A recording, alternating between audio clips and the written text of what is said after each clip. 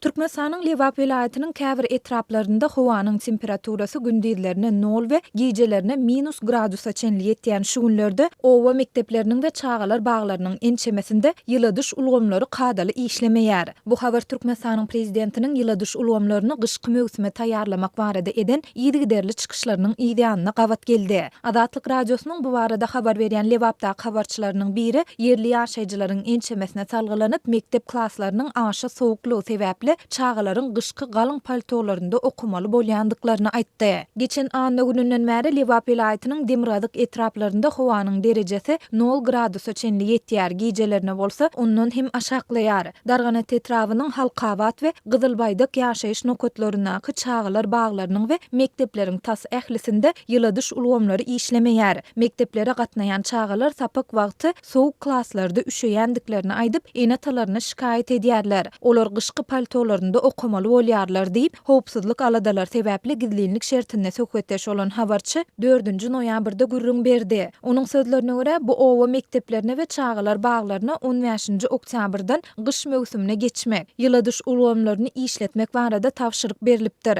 Emma muňa garamazdan ýyladyş ulgamlary işledilmeýär we munyň sebäpleri barada düşündürüş hem berilmeýär. Ýyladyş ulgamlarynyň näme üçin işledilmeýändigi barada ne mektep ýolbaşçylary ne de beýleki owa resmileri düşündürüş berýärler. Ýöne ýerli ýaşaýjylar munyň owalary gelýän tebii gadyň pessigi, käbir çet ýerlerde bolsa düýbünden ýokdugy bilen düşündürýärler diýip habarçy belledi. Şeýle-de habarçy ýyladyş ulgamlarynyň bu ýaşaýyş nokatlarynaky diňe çağalar baglarynda we mekteplerde däl, eýse Darganata etrap medeniýet öýünde we bu etrapdaky hassahanalarda hem kadaly ýoly goýulmandygyny hem sözüniň üstüne goşdy. Adatlyk radiosynyň bu barada Darganata etrap we Lewap vilayat häkimlikleri bilen habarlaşyp kommentari almak boýunça eden ýygyderli synanyşyklary häzirlikçe netije bermedi. Türkmenistanyň prezidenti Gurbanguly Berdimuhammedow ýurtda ýaşaýyş jaýlarynyň, mektepleriň we çağalar baglarynyň ýyladyş ulgamlaryny awatlamak we olaryň ulanyş ýagdaýyny üpçün etmek barada ýer gözünden alady etmelidigini inni sentýabr aýynyň başyndan bäri ençeme gezek aýdyp gelýär.